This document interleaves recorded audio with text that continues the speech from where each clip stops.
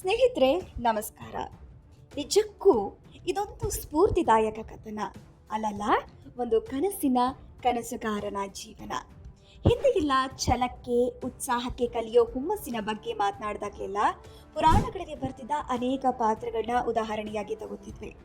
ಏಕಲವ್ಯ ಅವರು ಆಚಾರ್ಯ ದ್ರೋಣರ ಸಹಾಯ ಇಲ್ಲದೆ ಅಪ್ರತಿಮ ಬಿಲ್ಲುಗಾರರಾಗಿ ಬೆಳೆದಿರುವಂತ ಓದಿದ್ವಿ, ಕೇಳಿದ್ವಿ. ಇಲ್ಲಿ ಏಕಲವ್ಯ ಯಾಕೆ ನಮಗೆ ಸ್ಫೂರ್ತಿಯಾಗ್ತಾರೆ ಅಂದರೆ, ಅವರು ತಮ್ಮ ಸೀಮಿತತೆಯನ್ನ ಮೀರಿ ತಮ್ಮ ಬೌಂಡರಿಯನ್ನ ದಾಟಿ ಬೆಳೆದಿದ್ರು. ಅವರ ಸಾಧನೆಗೆ ಯಾವುದೋ ಅಡ್ಡ ಬರಲಿಲ್ಲ ಅಂತ. ಸ್ನೇಹಿತರೆ, ಅಂಥದ್ದೇ ಒಂದು ಕ್ಯಾರೆಕ್ಟರ್ನ ನಾವು 21ನೇ ಶತಮಾನದಲ್ಲೂ ನೋಡ್ಬೋದು. ಅಂಗವೈಕಲ್ಯ ಅನ್ನೋ ಬೃಹತ್ ಸಮಸ್ಯೆಯನ್ನೇ ಮೀರಿ ಇವತ್ತು ಬೆಳೆದಿದ್ದಾರೆ. ದೇಶದ ಪ್ರತಿ ಯುವಕರಲ್ಲೂ ಸ್ಫೂರ್ತಿಯ ಚಿಲುಮೆಯಾಗಿ ನಿಂತ್ಕೊಂಡಿದ್ದಾರೆ. ಹಾಗಿದ್ರೆ ಯಾರವರು? ಅವರ ಹಿನ್ನೆಲೆಗೇನು? ಅವರ ಸಾಧನೆಗೆ ಭಾರತ ರತ್ನ ಸಚಿನ್ ತೆಂಡೂಲ್ಕರ್ ಕೂಡ ತಲೆ ತೂಗಿದ್ದು ಯಾಕೆ? ಬನ್ನಿ ನೋಡೋಣ.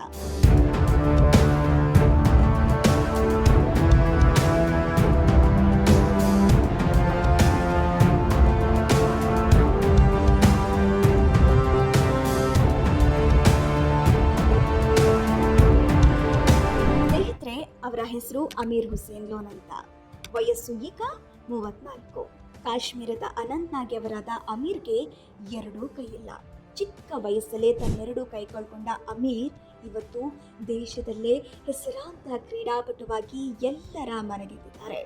ಅವರು ಅತ್ಯುತ್ತಮವಾದ ಬ್ಯಾಟಿಂಗ್ ಮಾಡ್ತಾರೆ, ವೇಗವಾಗಿ ಬೌಲಿಂಗ್ ಕೂಡ ಮಾಡ್ತಾರೆ. ಒಬ್ಬ ವೃತ್ತಿಪರ ಕ್ರಿಕೆಟಿಗ ಯಾವ ರೀತಿ ತನ್ನ ಕ್ಷೇತ್ರದಲ್ಲಿ ತೊಡಗಿಸಿಕೊಳ್ಬೋದು, ಎಲ್ಲ ರೀತಿಯಲ್ಲೂ ಅವರು ತೊಡಗಿಸಿಕೊಂಡಿದ್ದಾರೆ. ಕಂಕುಳಲ್ಲಿ ಬ್ಯಾಟಿಂಗ್, ಕಾಲಲ್ಲಿ ಬೌಲಿಂಗ್. ಅಮೀರ್ ಆಟಕ್ಕೆ ವಿರೋಧಿಗಳೇ ಸ್ಟನ್ನಿಂಗ್. ಹೌದು, ವಿಶೇಷ ಚೇತನ ಆಟಗಾರರಾಗಿರೋ ಅಮೀರ್ ಅವರು ಎಲ್ಲರ ರೀತಿಯಲ್ಲಿ ಯಾವುದೇ ಅಡೆತಡೆಗಿಲ್ಲದೆ ಕ್ರಿಕೆಟ್ ಆಡ್ತಾರೆ. ಕಂಕುಳು ಹಾಗೂ ಕುತ್ತಿಗೆಯನ್ನು ಉಪಯೋಗಿಸಿ ಬ್ಯಾಟಿಂಗ್ ಮಾಡ್ತಾರೆ. ಚೆಂಡಿನ ಲಯಕ್ಕೆ ತಕ್ಕಂತೆ ಬ್ಯಾಟ್ ಬೀಸ್ತಾರೆ. 16 ಅಡಿಗಳ ತನಕ ಆ ಚೆಂಡು ಹೋಗುತ್ತೆ. ಇನ್ನು ಕಾಲನ್ನ ಉಪಯೋಗಿಸಿ ಬೌಲಿಂಗ್ ಸಹ ಮಾಡ್ತಾರೆ. ಕಾಲಿನ ಬೆರಳುಗಳ ಸಹಾಯದಿಂದ ಕ್ರೀಸ್ನಲ್ಲಿ ಈಗ ಮಾಮೂಲಿ ಬೌಲಿಂಗ್ ಮಾಡೋನು ಎಲ್ಲಿ ನಿಂತ್ಕೋತಾನೆ ಅದೇ ಜಾಗದಲ್ಲಿ ನಿಂತು ಬೌಲಿಂಗ್ ಮಾಡ್ತಾರೆ. ಬ್ಯಾಟರ್ ನಿಂತಿರೋ ಜಾಗದ ತನಕ ಈ ಚೆಂಡು ತಲುಪುತ್ತೆ. ಅಷ್ಟೇ ಅಲ್ಲ, ನೇರವಾಗಿ ವಿಕೆಟ್ಗೆ ಗುರಿಗಿಟ್ಟು ಬೌಲಿಂಗ್ ಮಾಡ್ತಾರೆ. ಸ್ನೇಹಿತರೆ, ನಾವು ಇಲ್ಲಿ ಖಂಡಿತ ಇವರ ಕ್ರಿಕೆಟ್ ಕೌಶಲ್ಯದ ಬಗ್ಗೆ ಮಾತಾಡ್ತಿಲ್ಲ, ಅಥವಾ ಅವರ ಕ್ರಿಕೆಟ್ ಆಟದ ರೀತಿಯ ಬಗ್ಗೆ ನಾವು ಕಾಮೆಂಟ್ ಮಾಡ್ತಿಲ್ಲ. ಬದುಕಲ್ಲಿ ಸಣ್ಣ ಸಮಸ್ಯೆ ಬಂದ್ರು ಅಥವಾ ಇಲ್ಲದೆ ಇರೋ ಸಮಸ್ಯೆಗಳನ್ನ ಹುಡುಕಿಯಾದ್ರೂ ನಿಜವಾದ ಜೀವನದಿಂದ ದೂರ ಸರಿಯೋ ಎಷ್ಟೋ ಜನರಿಗೆ ಅಮೀರ್ ನಿಜಕ್ಕೂ ದೊಡ್ಡ ಸ್ಫೂರ್ತಿ. ಯಾಕಂದ್ರೆ ಅವರು ಇವತ್ತು ಕೇವಲ ಹವ್ಯಾಸಿ ಕ್ರಿಕೆಟರ್ ಆಗಿ ಉಳ್ಕೊಂಡಿಲ್ಲ, ಜಮ್ಮು ಕಾಶ್ಮೀರದ ಪ್ಯಾರಾ ಕ್ರಿಕೆಟ್ ತಂಡದ ನಾಯಕರಾಗಿದ್ದಾರೆ.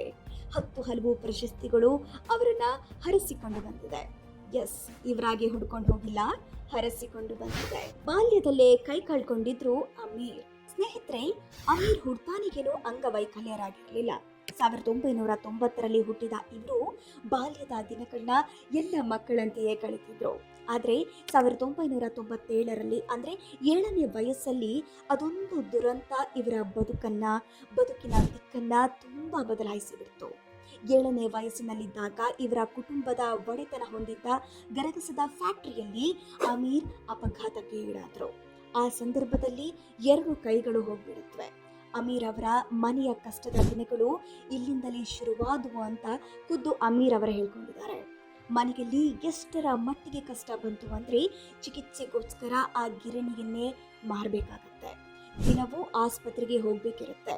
ಶ್ರೀನಗರದಿಂದ 48 ಕಿಲೋಮೀಟರ್ ದೂರದಲ್ಲಿರೋ ಆಸ್ಪತ್ರೆಗೆ ಅಲಿಬೇಕಿರುತ್ತೆ. ಆಗೆಲ್ಲ ಅಲ್ಲೇ ಇದ್ದ ಸೈನಿಕರು ಹೆಲ್ಪ್ ಮಾಡಿ ನನ್ನ ಪ್ರಾಣ ಉಳಿಸಿದ್ರು ಅಂತ ಅಮೀರ್ ಹೇಳ್ಕೊಂಡಿದ್ದಾರೆ. ಅಷ್ಟೇ ಅಲ್ಲ, ಒಂದು ವೇಳೆ ನನಗೆ ಸೇನೆಗೆ ಸಹಾಯ ಸಿಕ್ಕಿರಲಿಲ್ಲ ಅಂದರೆ ಖಂಡಿತ ಇವತ್ತು ನಾನು ಬದುಕ್ತಿರಲಿಲ್ಲ ಅಂತಾನು ಸೇನೆಗೆ ಕೃತಜ್ಞತೆ ತಿಳಿಸಿದ್ದಾರೆ. ಆಸರೆಯಾದ್ರು ಅಜ್ಜಿ, ದಾರಿ ತೋರಿದ್ರು ಶಿಕ್ಷಕ. ಸ್ನೇಹಿತರೆ, ಒಂದು ಕಟ್ಟು ಸತ್ಯವನ್ನ ನಾವಿಲ್ಲಿ ಹೇಳಬೇಕು ಅಥವಾ ಅರ್ಥ ಮಾಡ್ಕೋಬೇಕು. ಸಾಮಾನ್ಯವಾಗಿ ಮನೆಯಲ್ಲಿ ಮಕ್ಕಳು ದಿವ್ಯಾಂಗರಾಗಿದ್ರೆ ಅಥವಾ ಆ ರೀತಿ ಹುಟ್ಟಿದ್ರೆ ಮನೆಯಲ್ಲಿ ಅವರನ್ನ ಬೇರೆ ರೀತಿಯಲ್ಲಿ ನೋಡಲಾಗುತ್ತೆ. ತುಂಬಾ ಜನರ ಮನೆಯಲ್ಲಿ ಆ ರೀತಿ ಇರಲ್ಲ, ಆದ್ರೂ ಆ ರೀತಿ ಭಾವನೆ ಕೆಲವರ ಮನೆಯಲ್ಲಿ ಇರುತ್ತೆ. ಮನೆಯವರಿಗೆ ಬಿಡಿ, ಆ ಸಮಸ್ಯೆಗೆ ತುತ್ತಾಗಿರೋರು ಕೂಡ ನಾನು ಮನೆಗೆ ಭಾರ ಆಗಿದ್ದೇನೇನೋ ಅನ್ನೋ ಫೀಲ್ ಮಾಡ್ತಿರ್ತಾರೆ. ಖಂಡಿತ ಅಂಥವರು ಈ ಅಮೀರ್ ಅವರನ್ನ, ಅವರ ಮನೆಯವರನ್ನ ನೋಡಿ ಕಲಿಬೇಕು.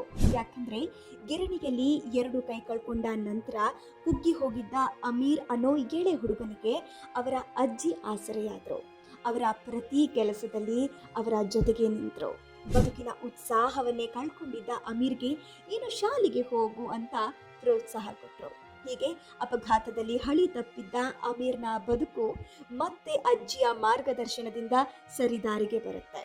ಇನ್ನು ಈ ಶಾಲೆಯ ದಿನಗಳಲ್ಲೇ ಅಮೀರ್ ಕ್ರಿಕೆಟ್ ಆಟವನ್ನು ಕಲಿತಾರೆ. ವಿದ್ಯಾರ್ಥಿಗಳ ಜೊತೆಗೆ ಸಹಪಾಠಿಗಳ ಸಹಾಯದಿಂದ ಅವರು ನಿಧಾನಕ್ಕೆ ಆಡ್ತಾರೆ. ಈ ಸಂದರ್ಭದಲ್ಲಿ ಅವರ ಶ್ರದ್ಧೆ ಮತ್ತು ಉತ್ಸಾಹವನ್ನ ಗಮನಿಸಿದ ಶಿಕ್ಷಕರೊಬ್ಬರು ಅವರನ್ನ ಪ್ಯಾರ ಅಂದ್ರೆ ದಿವ್ಯಾಂಗರು ಆಡೋ ಕ್ರಿಕೆಟ್ಗೆ ಪರಿಚಯ ಮಾಡ್ತಾರೆ. ಅಲ್ಲಿಂದ ಅವರ ಹೊಸ ಜೀವನ ಆರಂಭಗೊಳ್ಳುತ್ತೆ. ದಿಲ್ಲಿ, ಲಕ್ನೋ, ಕೇರಳ, ಹೈದರಾಬಾದ್, ಮುಂಬೈ ಮುಂತಾದ ಕಡೆಗಳಲ್ಲಿ ಅವರು ಕ್ರಿಕೆಟ್ ಆಡ್ತಾರೆ. ರಾಷ್ಟ್ರೀಯ ತಂಡದ ಭಾಗವಾಗಿ ನೇಪಾಳ, ದುಬೈನಲ್ಲೂ ಕಾಣಿಸಿಕೊಳ್ತಾರೆ. ಬಾಂಗ್ಲಾ ವಿರುದ್ಧವೂ ಕಣಕ್ಕಿಳಿತಾರೆ. ನಾನು ಕಾಲಲ್ಲಿ ಬೌಲಿಂಗ್ ಮಾಡೋದನ್ನ ನೋಡಿ ಎಲ್ಲರೂ ಶಾಕ್ ಆಗಿದ್ರು. ಆ ದೇವರು ನನಗೆ ಕ್ರಿಕೆಟ್ ಆಡೋದಕ್ಕಾದ್ರೂ ಸಾಮರ್ಥ್ಯ ಕೊಟ್ಟಿದ್ದಾರೆ, ಅದಕ್ಕೋಸ್ಕರ ನಾನು ಥ್ಯಾಂಕ್ಸ್ ಹೇಳಲೇಬೇಕು ಅಂತ ಅಮೀರ್ ಸಂದರ್ಶನವೊಂದರಲ್ಲಿ ಹೇಳ್ಕೊಂಡಿದ್ರು. ಹೀಗೆ ಸರಿಯಾಗಿದ್ದ ಅವರ ಬದುಕು ಹಳಿ ತಪ್ಪಿ ಈಗ ಮತ್ತೆ ಮಾದರಿ ಹಂತಕ್ಕೆ ತಲುಪಿದೆ.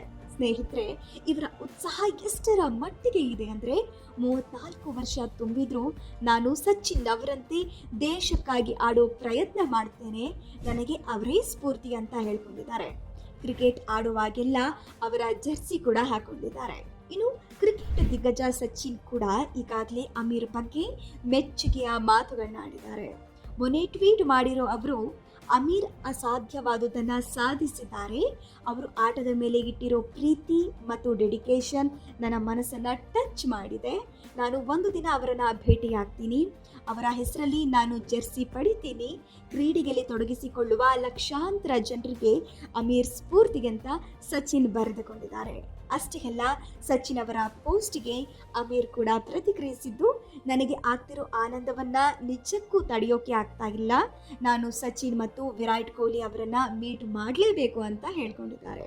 ಇನ್ನು ಮುಂಬೈ ಮೂಲದ ಸಿನಿಮಾ ನಿರ್ಮಾಣ ಸಂಸ್ಥೆ ಪಿಕಲ್ ಎಂಟರ್ಟೈನ್ಮೆಂಟ್ ಕೂಡ ಅಮೀರ್ ಅವರ ಜೀವನ ಚರಿತ್ರೆಯ ಕುರಿತು ಸಿನಿಮಾ ಮಾಡೋಕೆ ಸಜ್ಜಾಗಿದೆ. ಅಮೀರ್ ಅನ್ನೋ ಟೈಟಲ್ನಲ್ಲೇ ಬಯೋಪಿಕ್ ಬರಲಿದ್ದು ಮಹೇಶ್ ವಿ ಭಟ್ ಇದಕ್ಕೆ ಆಕ್ಷನ್ ಕಟ್ ಹೇಳಲಿದ್ದಾರೆ. ಜೊತೆಗೆ ಈ ಬಯೋಪಿಕ್ನಲ್ಲಿ ಅಮೀರ್ ಹುಸೇನ್ ಪಾತ್ರದಲ್ಲಿ ವಿಕ್ಕಿ ಕೌಶಲ್ ಕಾಣಿಸಿಕೊಂಡಿದ್ದಾರೆ. ನನಗೆ ಅವರ ಪಾತ್ರದಲ್ಲಿ ಮಾಡೋಕೆ ತುಂಬಾ ಇಷ್ಟ ಆಗಿದೆ ಅಂತ ಬಾಲಿವುಡ್ ನಟ ವಿಕ್ಕಿ ಕೌಶಲ್ ಕೂಡ ಹೇಳಿದ್ದಾರೆ. ಸ್ನೇಹಿತರೆ, ಇಲ್ಲಿ ಅಮೀರ್ ಅವರ ಕ್ರೀಡಾ ಅಭಿರುಚಿಗಿಂತ ಹೆಚ್ಚಾಗಿ ನಾವು ಅವರ ಬದುಕನ್ನು ಗಮನಿಸಬೇಕು. ಇವತ್ತು ಎಲ್ಲ ಗೆದ್ದು ಕೂಡ ಬದುಕಿನಲ್ಲಿ ಏನು ಇಲ್ದೆಗಿರೋ ರೀತಿ ವರ್ತಿಸ್ತಾರೆ. ಸಣ್ಣ ಪುಟ್ಟ ಕಾರಣ ಕೊಟ್ಟು ನಿಜವಾದ ಬದುಕಿನಿಂದ ದೂರ ಉಳಿತಾರೆ. ಬದುಕನ್ನು ಅರ್ಥ ಮಾಡ್ಕೊಳ್ಳೋಕೆ ಸಾಧ್ಯವಾಗದ ಎಷ್ಟೋ ಜನ ಜೀವನವನ್ನ ಅಂತ್ಯ ಮಾಡ್ಕೊತಾರೆ. ಆದರೆ ಅಂಥವರಿಗೆ ಅಮೀರ್ ನಿಜಕ್ಕೂ ಒಂದು ಸ್ಫೂರ್ತಿಯ ಸೆಲೆ. ನನ್ನ ಹತ್ರ ಕೈ ಇಲ್ಲ, ನಾನು ಕ್ರಿಕೆಟ್ ಹೇಗಾಡಲಿ, ಜನ ನೋಡಿದರೆ ನಗಾಡ್ತಾರಾ, ಯಾವುದೋ ಅವರ ಸಾಧನೆಗೆ ಅಡ್ಡವಾಗಲಿಲ್ಲ. ಆ ಎಲ್ಲವನ್ನು ಮೀರಿದ್ರಿಂದಾನೇ ಇವತ್ತು ಅವರು ದೇಶಾದ್ಯಂತ ಮನೆ ಮಾತಾಗಿದ್ದಾರೆ. ಭಾರತ ರತ್ನ ಸಚಿನ್ ಅವರಿಂದ ಹೊಗಳಿಸಿಕೊಂಡಿದ್ದಾರೆ. ದೈಹಿಕ ನ್ಯೂನ್ಯತೆ ಅನ್ನೋದು ಸಾಧನೆಗೆ ಮತ್ತು ಕನಸಿಗೆ ಯಾವುದೇ ಕಾರಣಕ್ಕೂ ಅಡ್ಡ ಬರಲ್ಲ ಅನ್ನೋದನ್ನ ಅವರು ಮತ್ತೆ ನಿರೂಪಿಸಿದ್ದಾರೆ. ಸ್ನೇಹಿತರೆ, ಇವತ್ತು ಎಲ್ಲರೂ ಕೂಡ ಇದೇ ರೀತಿ ಸಾಧನೆ ಮಾಡಬೇಕು. ಎಲ್ರಿಗೂ ಈ ರೀತಿ ಅವಕಾಶ ಸಿಗುತ್ತೆ ಅಂತ ಹೇಳ್ತಾ ಇಲ್ಲ. ಅಮೀರ್ ಅವರಿಗೆ ಸಾಧ್ಯವಾಗಿರೋದು ನಮಗೆ ಸಾಧ್ಯವಾಗದೇ ಇರಬಹುದು. ಆದರೆ ಅವರಿಂದ ಕಲಿಬೇಕಿರೋದು ಉತ್ಸಾಹ, ಜೀವನದ ಮೇಲೆ ಅವರಿಗಿಟ್ಟಿರೋ ಪ್ರೀತಿ ಮತ್ತು ಯಾವುದೇ ಕೆಲಸ ಮಾಡಬೇಕಾದ್ರೂ ಶ್ರದ್ಧೆ ಅನ್ನೋದು ಎಷ್ಟು ಇಂಪಾರ್ಟೆಂಟ್ ಆಗುತ್ತೆ ಅನ್ನೋದನ್ನ. ಹಾಗಂತ ಅಮೀರ್ ಅವರು ಒಬ್ಬರೇ ಈ ರೀತಿ ಬದುಕ್ತಿದ್ದಾರೆ ಅಂತ ಹೇಳ್ತಿಲ್ಲ. ಎಷ್ಟೋ ಜನ ನಮ್ಮ ಅಕ್ಕಪಕ್ಕದಲ್ಲಿ ಈ ರೀತಿ ತುಂಬ ಬದುಕೋರಿದ್ದಾರೆ. ಯಾರಿಗೂ ಭಾರ ಆಗದಂತೆ ತಮ್ಮ ಜೀವನವನ್ನ ತಾವೇ ಕಟ್ಕೊಂಡಿದ್ದಾರೆ. ಈ ಮುಂಚೆ ನಾವು ಕೂಡ ದಿವ್ಯಾಂಗರೊಬ್ಬರನ್ನ ಇಂಟರ್ವ್ಯೂ ಮಾಡಿದ್ವಿ. ದೈಹಿಕವಾಗಿ ಅವರು ಕುಬ್ಧರಾಗಿದ್ರು ಡೆಲಿವರಿ ಬಾಯ್ ಆಗಿ ಕೆಲಸ ಮಾಡ್ತಿದ್ದಾರೆ. ಅವರ ಮನೆಯವರನ್ನ ಸಾಕ್ತಿದ್ದಾರೆ. ಇಂಥ ತುಂಬ ಜನ ನಿಮ್ಮ ನಡುವೆ ಇದ್ದಾರೆ. ಅವರಿಂದ ಈ ನಿರುತ್ಸಾಹಿ ಜೀವನಕ್ಕೆ ತುಂಬ ಪಾಠಗಳನ್ನ ಕಲಿಯೋದೇ ಇರುತ್ತೆ. ಅಂಥವರಲ್ಲಿ ನಮ್ಮ ಈ ಕ್ರಿಕೆಟ್ ತಾರೆ ಅಮೀರ್ ಕೂಡ ಒಬ್ಬರು. ಅವರು ಕೂಡ ನಿಮಗೆ ಸ್ಫೂರ್ತಿಯಾಗಲಿ ಅನ್ನೋ ಉದ್ದೇಶದಿಂದಲೇ ಈ ವರದಿಯನ್ನು ಮುಂದೆ ಇಟ್ಟಿವೆ.